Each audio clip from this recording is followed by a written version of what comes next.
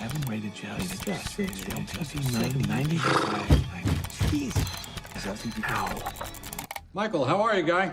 Lawrence, I found something really interesting. I pitched a Booster Gold series, or at least I tried to. The pitch deck was sent to a writer who knows James Gunn, but I won't lie, it was sent a little late. And seeing as the showrunner of the series was just announced, well, I guess that pitch deck didn't make the cut. Still, I had a great idea for a Booster Gold series, so I want to share that with you today. I want to outline what I thought Booster Gold should be. A story that explores ego, recognition, love, self-transcendence, and heroism. A series that builds on the existing DCU, on movies like Blue Beetle and Superman. A story that also expands the DCU and asks, what is a great man?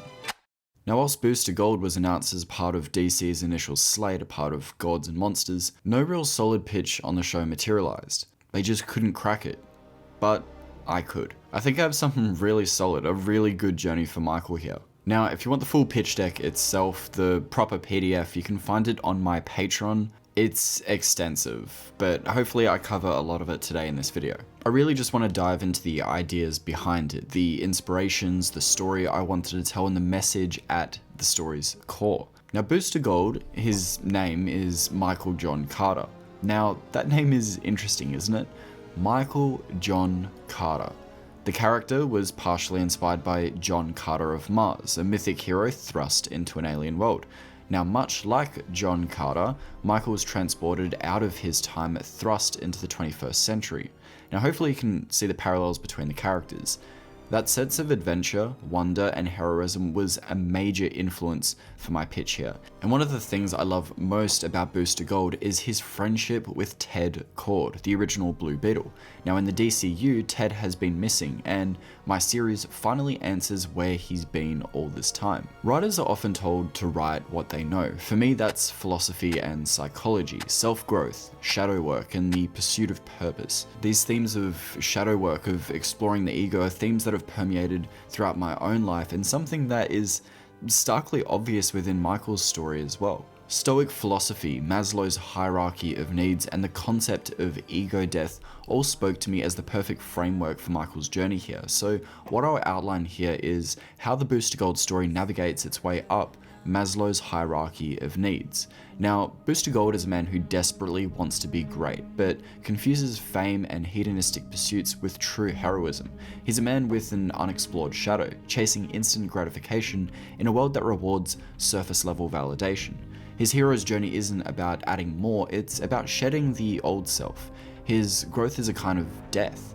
The death of ego, the death of the old identity he clings to that no longer serves him, until what remains is the kind of selfless hero he's always idolized, the Superman example.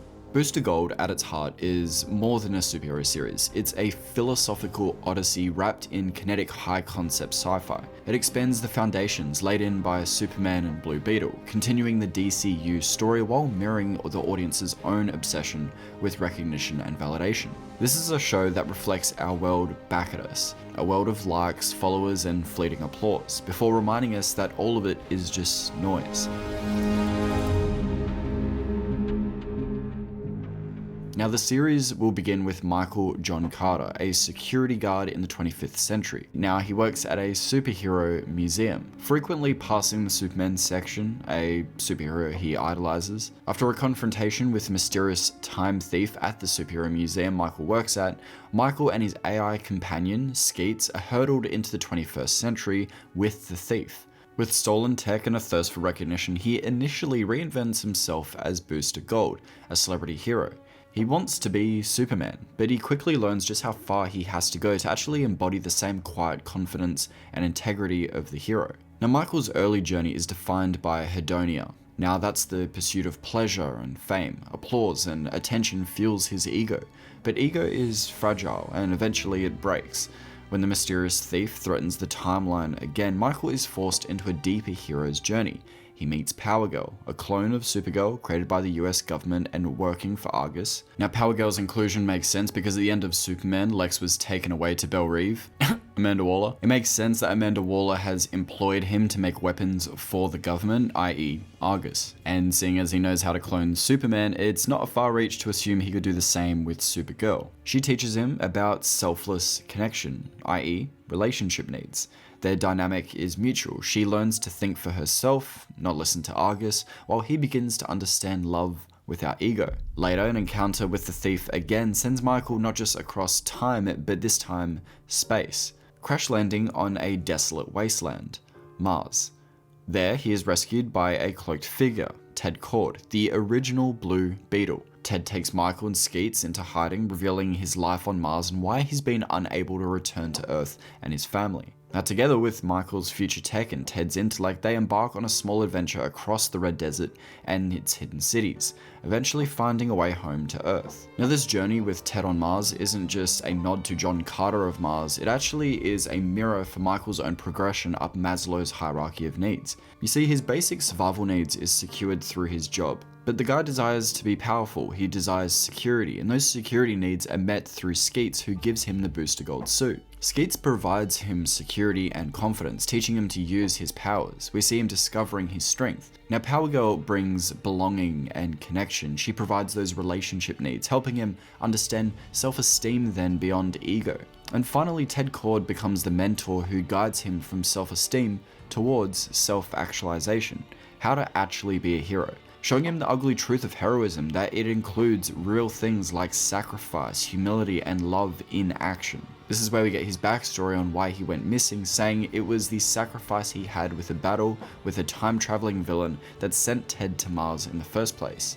Now for Michael, this information just clicks to him as the two realize that their destinies are intertwined and the villain that has put them both on this path. Michael understands that true self-transcendence only comes when Michael symbolically dies, shedding the part of himself obsessed with fame and external validation, willing to sacrifice himself. Now, the visual storytelling would mirror this transformation. The series would begin with playful, kinetic energy, reflecting Michael's excitement and naivety. But as his world darkens, so does the cinematography. The frame tightens, shadows start to grow longer. Even the soundscape evolves, leaning into silence to punctuate moments of doubt, growth, and eventual clarity. By the end, all the spectacle falls away, leaving a single man faced with the ultimate choice: be seen or be good.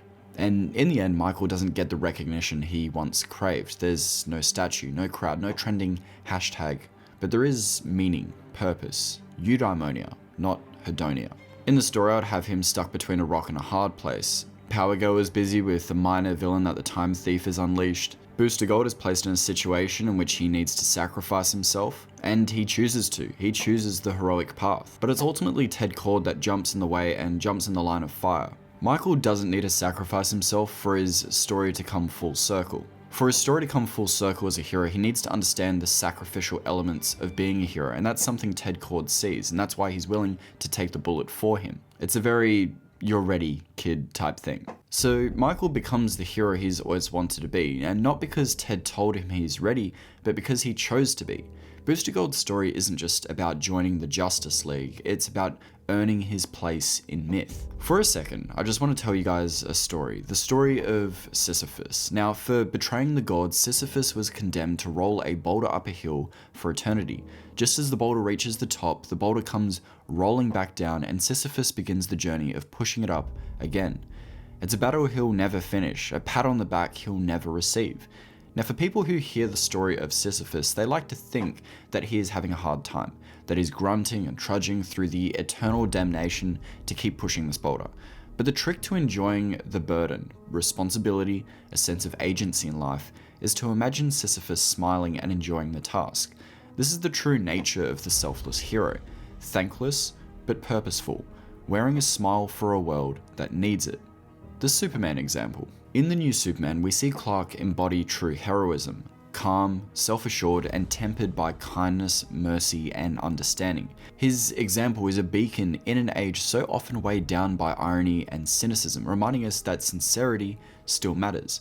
Booster Gold is the spiritual successor to that idea, the living aftermath of Superman's legacy in motion. In this story, in the 25th century, the world no longer suffers from cynicism. It thrives in the light Superman left behind. Statues of the Man of Steel stand in public squares. His stories are told like modern parables, and his life has inspired an entire society to reach higher, to be better, to be greater.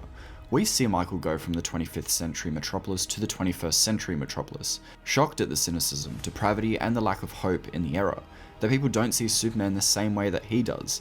So, Booster Gold begins in the shadow of that inspiration, and his journey is about discovering what it truly means to live up to the Superman example. In that way, it makes the perfect story to tell right now. We're all riding the high of Superman's example. We all know we can be better. So what better way to embody that than by seeing the man achieve greatness and become that Superman example?